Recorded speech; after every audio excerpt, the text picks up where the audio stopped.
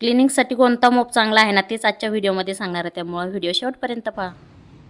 सध्या माझी अवस्था ना त्या चातक पक्षासारखी झाली. तो चातक पक्षी कसा पावसाची वाट बघतोय तशी मी रोज म्हणते आज पाऊस पडेल, आज पाऊस पडेल, आज पाऊस पडेल. पण पाऊस काही पडायचं नाव घेत नाही. फक्त असं आभाळ येतंय, बस थोडीशी सावली येते, थोडंसं ऊन येते, असंच चाललंय. नमस्कार मंडळी, गुड मॉर्निंग सर्वांना. तर चला सकाळी सकाळी ना माझ्या ना गार्डनमधली एक झलक दाखवते. तर रोज मला सवय आहे सकाळी सकाळी ना सगळ्यात आधी झाडांना पाहणं. आता माझ्यासारखी सवय तुम्हाला कोणाला आहे ना ते कमेंटमध्ये सांगा. माझ्या मोगऱ्याच्या झाडाला ना खूप छान अशी फुलं लागलेली आहेत आणि गुलाबाला पण ना एक गुलाबाचं फूल आलेलं आहे. बाकीची झाडं पण ना मस्त झालेली आहे. इकडं कढीपत्ता, त्यानंतर इथं ना फुलं आलेली आहे सदाफुलीला, खूप त्यांचाही कलर ना खूप छान दिसतो. आणि पहा सकाळी सकाळी ना असं काही वातावरण होतं. गावाला जायच्या वेळेस ना मी फ्रीजमध्ये ठेवून गेले होते हा डब्बा. तर ह्या डब्यात मी मनुके, काजू आणि बदाम ठेवले होते, म्हणजे त्याला जाळी लागत नाही, कारण आम्ही बरेच दिवस होतो ना गावी त्याच्यामुळं. तर म्हटलं आता ह्या बरण्यांमध्ये ना भरून घेते. आणि हे आहे ना, हे मी मिशोवरून मागवलं होतं आणि ना खूप दिवसापूर्वी मागवले, पण खूप छान आहे. याला असे 3 कप्पे, जास्त कप्प्यांचं पण येतं आणि याच्यात ना ठेवायला खूप भारी असतं हे. म्हणजे आपल्याला एकाच वेळी ना सगळं घेता येतं, काजू बदाम इथं काही ठेवील ते. तर असं नाही का, मी एकात मनुके, एकात बदाम आणि एकात काजू ठेवते, कारण मला भिजायला टाकायला लागतात ना.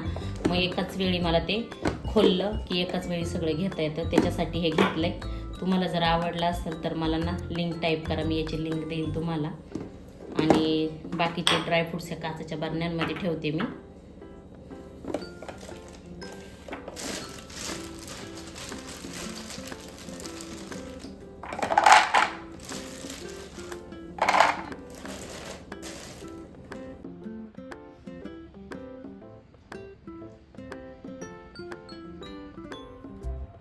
3 वर्षानंतर परत एकदा मी मोब आणलेला आहे. तर मी ना डीमार्टचा मोब आणलेला आहे. पाठीमागे एक मोब घेतला होता मी, तो घेऊन ना मला खूप पश्चाताप झाला होता. तो तसाच पडलेला आहे. आता तो मी गावाकडे घेऊन जाईल वट्टा वगैरे पुसण्यासाठी, किंवा मग इथं गॅलरी वगैरे पुसायला वापरेल.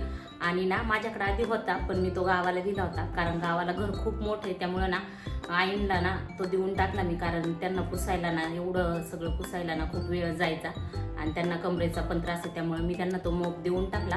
त्यानंतर मी बरेच दिवस म्हणजे 2-3 वर्ष ना हातानेच फरची पुसत होते. मध्ये एक आणला होता, पण तो काही मला आवडला नाही. तो स्विंग करायचा आणला होता, पण तो ना व्यवस्थित निघालाच नाही. त्याच्यामुळं ना आत्ताच्या वेळेस ना मी हा मोब आणलाय. मी हातानेच फरची पुसत होते, पण म्हटलं चला एमर्जन्सी कधी कधी ना घाईच्या वेळेस आहे ना, घरात मोब असला तर पटकनी फरची पुसून होते, किंवा रात्रीचं पण नाही का फरची पुसायची असेल तर मग पटकनी पुसता येते. म्हणून त्या दिवशी ना डीमार्टमधून हा मोब आणलाय. आणि हा मोब आहे ना खूप भारी निघतो. मी याच्या आधी पण ना हाच वापरलेला आहे.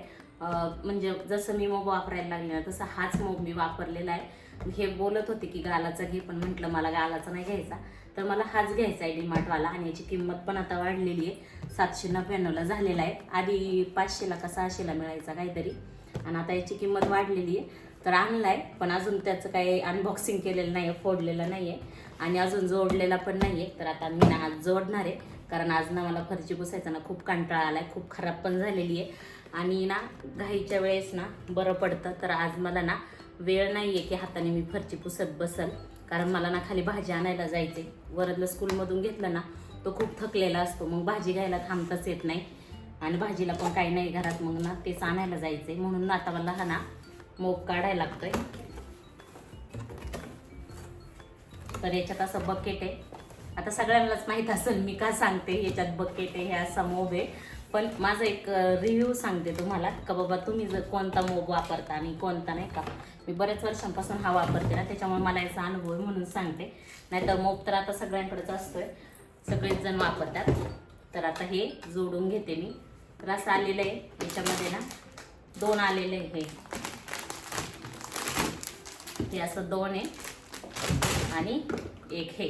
तर आता हे ना मी इन्स्टॉल करून घेते, हे जोडून घेते.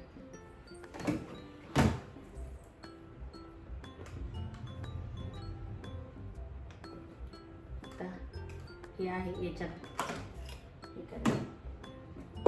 आणि हे इन्स्टॉल करायला ना खूप सोपं आहे बरं का. कुणाची गरज नाही लागत की बाबा मला जोडून द्या, हे करा ते करा. हे बघा झालं पण जोडून, फक्त फिरवायचं आणि हे झालं जोडून. त्याच्यानंतर हे इथं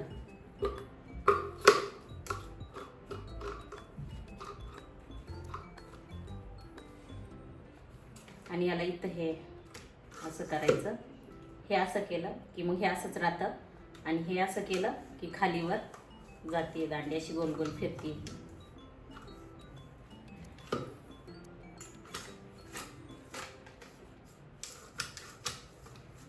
चला आज नवीन मोबने फरची पुसणार आहे. हे जोडायचं राहिलं की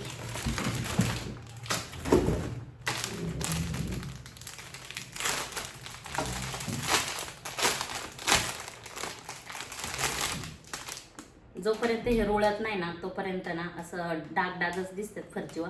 पण एकदा हे रोळलं ना का मग एकदम क्लीन फरची होती. बाकीच्या ते दांडीचा मोबा असतो ना त्याने एवढी फरची ना क्लीन नाही होत, पण याने खूप छान होती. आता हे ना फक्त याच्यामध्ये असं बसून द्यायचं असतं. झालं.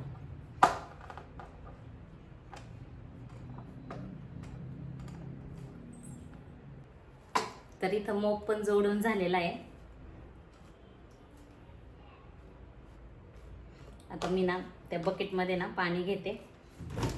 तर ह्या बकेटमध्ये आता पाणी घेते आणि फरची पुसते. तर फरची पुसण्यासाठी तुम्ही कोणता मोब वापरता ते मला नक्की कमेंटमध्ये सांगा. तर फरची पुसण्यासाठी मला तर हा एकदम बेस्ट असा मोब वाटतो आणि मी याला ना 10 आउट ऑफ 10 मार्क देईल.